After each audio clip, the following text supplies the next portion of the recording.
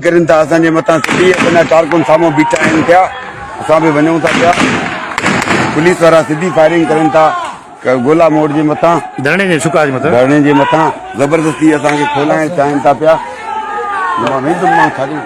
सिंधु मथां निकिरंदड़ तकरारी कैनाल ख़िलाफ़ कंदकोट गोला मोड़ ते लॻल पुरअमन वकला बिरादरी जे धरणे मथां रात जे पहिरियों पुलिस जी फायरिंग ऐं शेलिंग सबबि केतिराई कारकुन ज़ख़्मी थियण ख़िलाफ़ वकीलनि जो एहतजाजी धरणो जारी आहे। वकील अब्दुल गनी बजाराणी पारां धरणो ख़त्म न करण जो वचन कंदे चयो आहे त गुज़िरियल ॾींहुं एसएसपी कश्मीर कंदकोट धरणे खे ख़त्म करण जी धमकी ॾिनी हुई, पर असां धरणो जारी रखियो आहे। रात जी ऊंदाही में अची इन पुलिस जी वॾी नफ़री मोकिले असांजे धरणे खे ख़त्म करण जी कोशिश कई। भले सिर हलियो वञे, जेतिरे ताईं असां जे वफ़द पारां हुकुम न मिलंदो तेसि ताईं असां धरणो ख़त्म कोन कंदासीं। होॾां पूरे सिंध में धरणनि जी अॻुवाणी कंदड़ सिंध बार जे सदर वकील आमिर नवाज़ वड़ाई सिंधी वीडियो पैगाम जारी कंदे चयो आहे त कंदकोट धरणे ते पुलिस चढ़ाई जी मज़म्मत कयां थो ऐं इन जो चवणु हो त नोटिफिकेशन जारी थियण ताईं धरना जारी रहंदा। वधीक वीडियो पैगाम में चयो त असांजो पुरअमन एहतजाज आहे ऐं जारी रहंदो। रियासत पुरअमन धरणे खे पुरतशदद बणाए रहियो आहे। असांजा कंदकोट में कुझु वकील दोस्त ज़ख़्मी थियण जा इतला आहिनि। जेसि ताईं वफ़ाक़ी हुकूमत केनाल ख़त्म करण जो नोटिफिकेशन जारी नथो करे, धरणो जारी रहंदो। असां हिकु भेरो ॿीहर ॿुधाईंदा रहूं त कंदकोट जे गोला मोड़ ते लॻल धरणे ते पुलिस का ख़िलाफ़ एहतजाजी धरणो जारी आहे ऐं वकीलनि सिविल सोसाइटी जे माण्हुनि एहतजाजी धरणे में शिरकत करे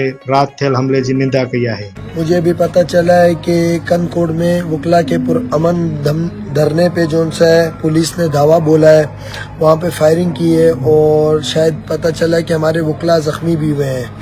मैं सिर्फ ये मैसेज दूंगा कि रियासत इस इशू पे अपनी जोर आजमाई ना करे और जितने भी लोग जो बबरलू में इस टाइम पे मौजूद हैं तमाम दोस्तों को से रिक्वेस्ट करूंगा कि आप सब बबरलू धरने में पहुंच जाएं और हम किसी तौर पे भी इस जबर को बर्दाश्त नहीं करेंगे। आपको गोली मारनी है तो हमारे सीनों पे मारें ताकि ये मसला ख़त्म हो।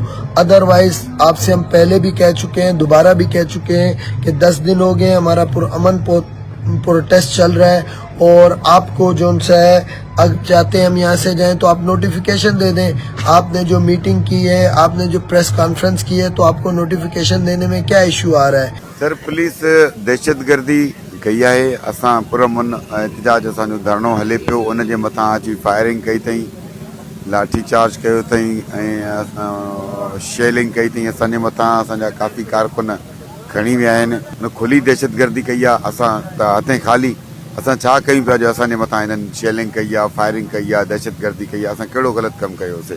जो ग़लति कमु आहे उनखे उनजी मज़म्मत कयूं था। सॼी सिंध मज़म्मत करे पई। असीं हितां उथंदासीं कोन, उनखे पहिरें ॾींहुं असां इहा ॻाल्हि कईसीं। असां सिंध पंजाब जो बॉर्डर बंदि कयो आहे, मजबूर थी बंदि कयो आहे त पंजाब असांजो पाणी बंदि कयो आहे, असां हुनजो बॉर्डर बंदि कयो आहे। बसि थोरी ॻाल्हि आहे, असांखे नोटिफिकेशन ॾियनि त बाबा असां डीनोटिफाई करे छॾियोसीं, कैनालनि वारो मनसूबो असां उथी वेंदासीं।